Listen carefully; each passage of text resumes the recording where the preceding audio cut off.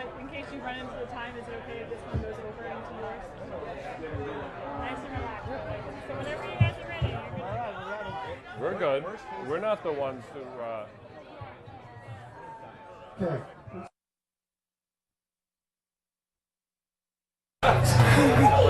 So I'll do the introduction again.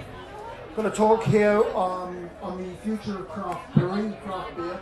We've assembled a panel of brewery owners, all of whom have different levels of experience since they opened, and breweries of various sizes as well. So we're going to learn a lot from them. I'm looking forward to asking some questions and getting some great answers.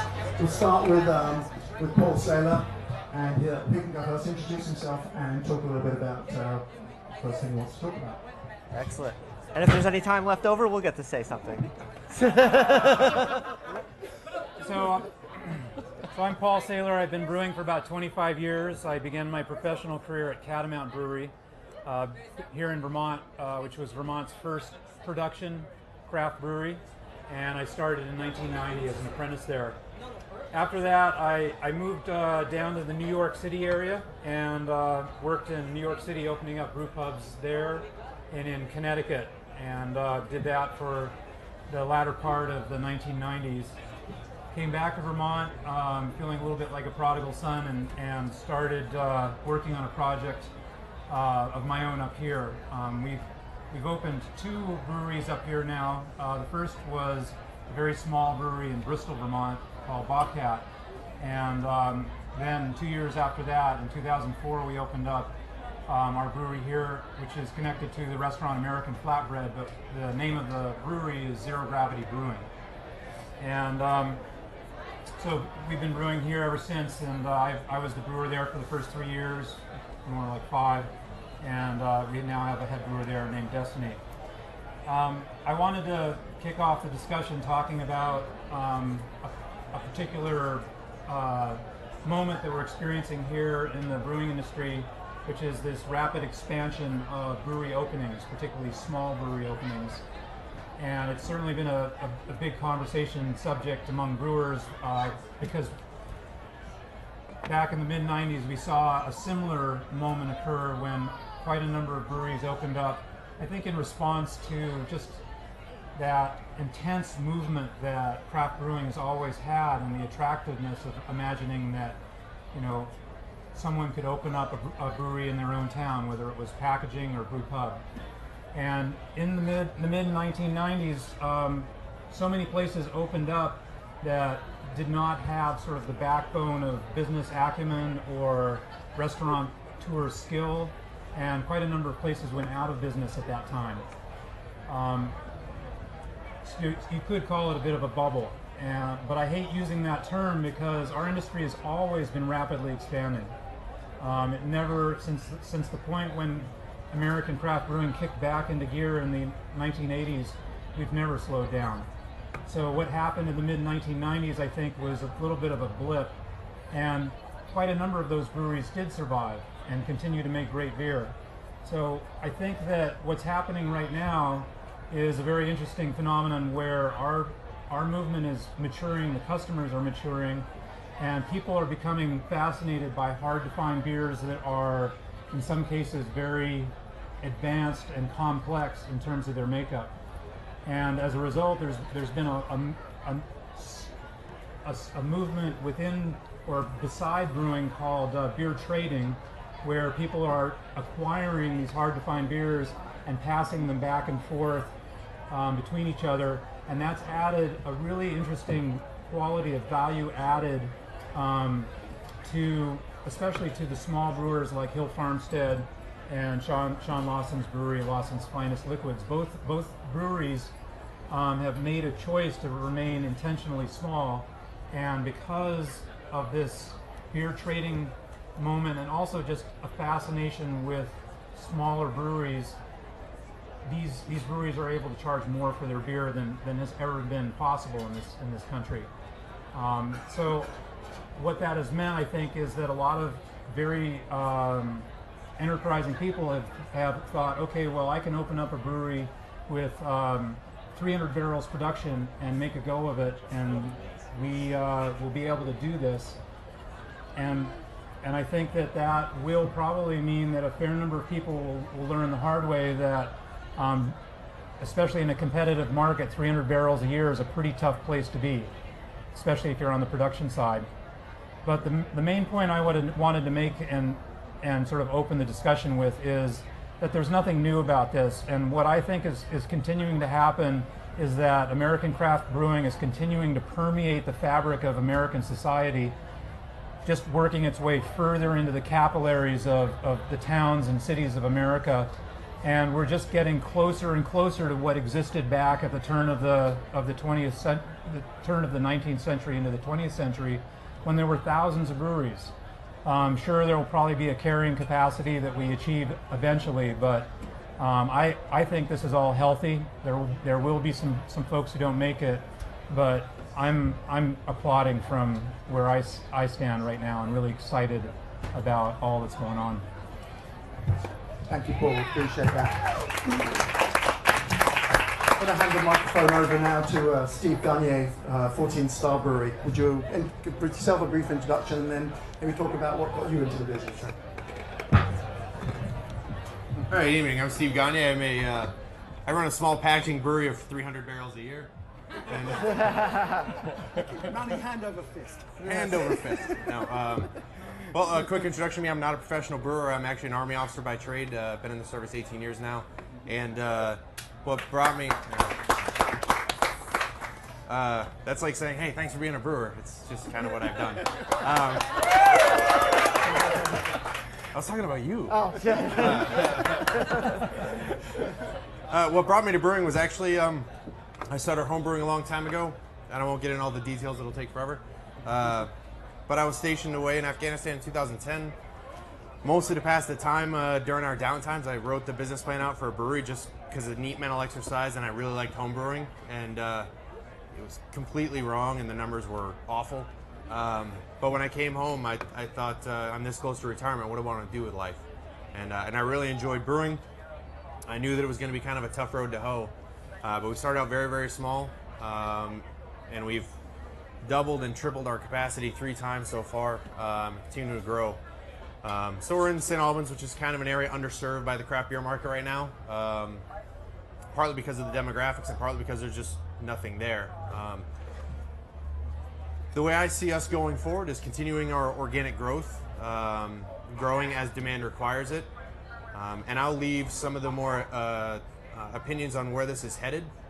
I'll answer any questions you have, but I'll leave more of the opinions to the more experienced guys. I'll be perfectly honest, I'm just tickled to be sitting on a panel with guys like Matt, who brewed the beers at Magic Hat that when I became of drinking age officially, kind of introduced me to craft beer, which led me to other great beers, and now these guys are brewing world-class beers. It's almost not even worth running a brewery when I can have their beers whenever I want to.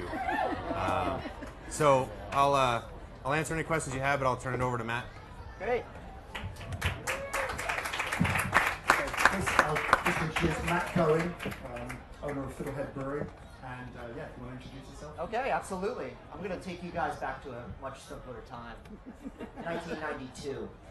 For some reason, I find myself in the college library. I don't know for the life of me what I was doing there, but I know I was working off a hangover. And I stumbled upon this advertisement for a beer brewing kit. And from there on, I knew that I didn't want to do anything else but brew beer. I moved up to Vermont in 1996, and I began working at a brew pub called The Shed. From there, I joined this kind of new startup called Magic Hat, and they were doing, at the time, what I thought was a lot different than most other breweries. They were really brewing these kind of off-the-wall, obscure beers that really defied style and definition. And I found a real great home there. I was the head brewer, and I worked there for 13 years. Always wanted to own my own brewery. That was always the end goal. And in 2009, we were purchased by a larger corporation, and I decided it was time to take off. So I left, and I began starting Fiddlehead, and it's been an excellent experience, and I really enjoy every single day.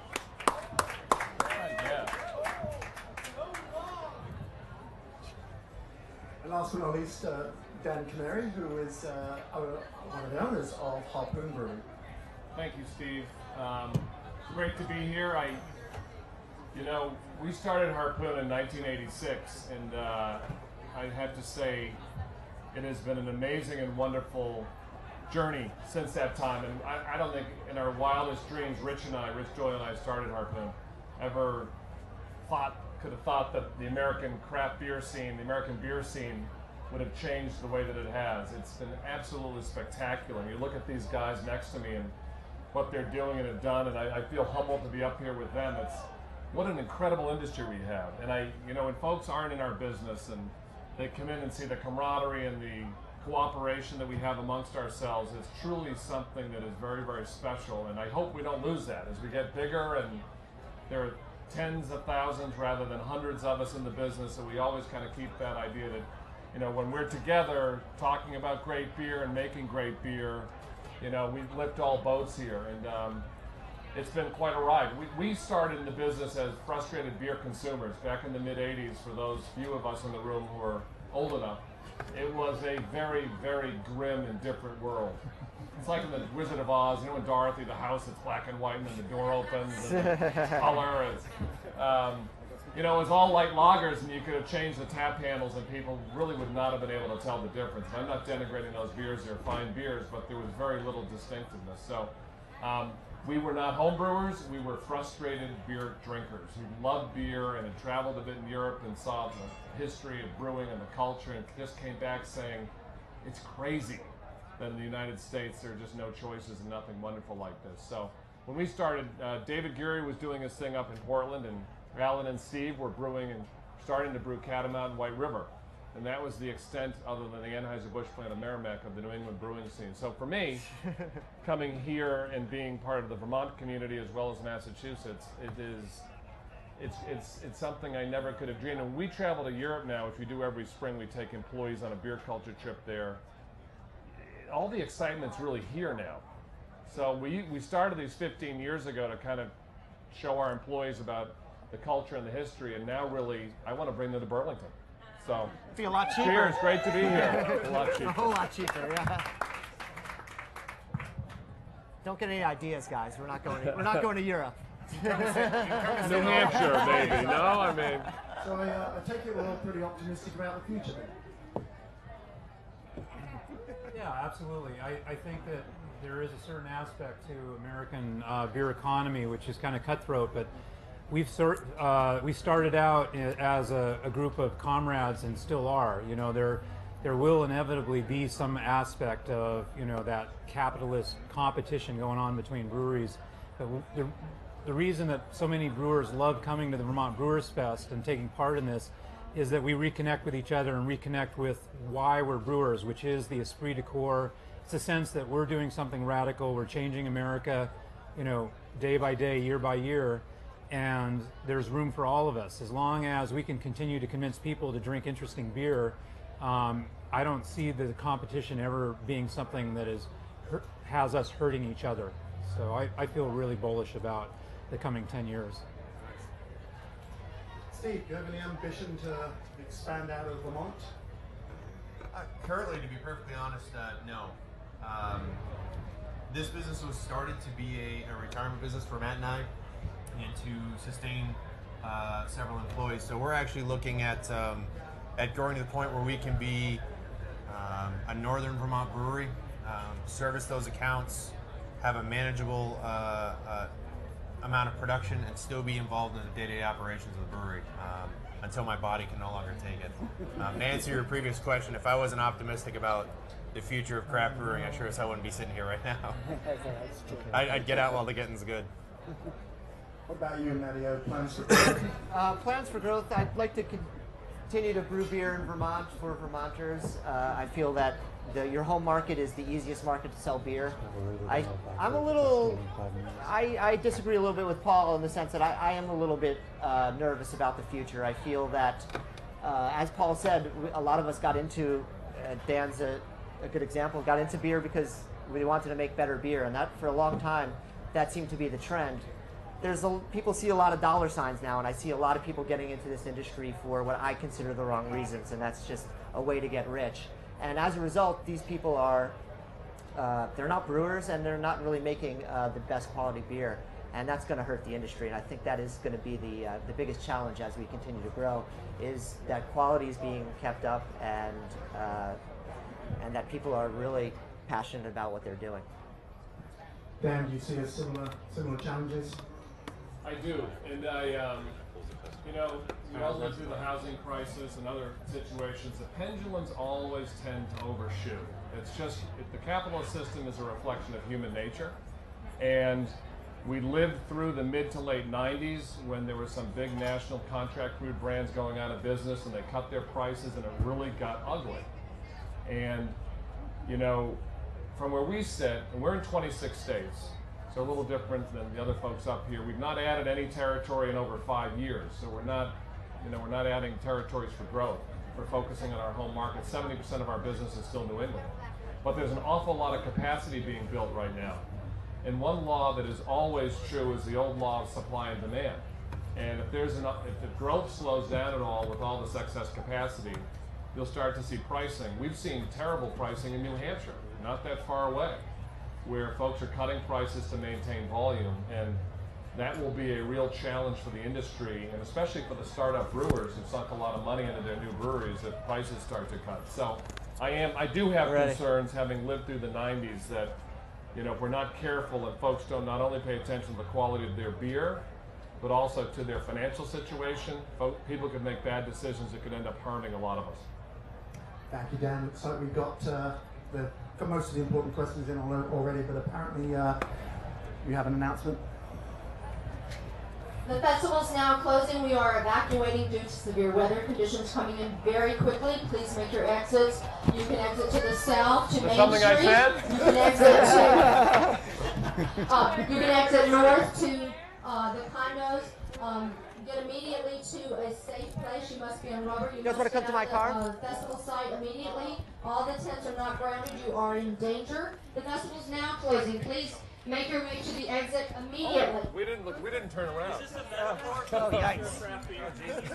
The metaphor, yes, that's a great question. Absolutely not. I'm going to take the positive. And I don't think we want to be Mike. No, Mike's right there. We're going to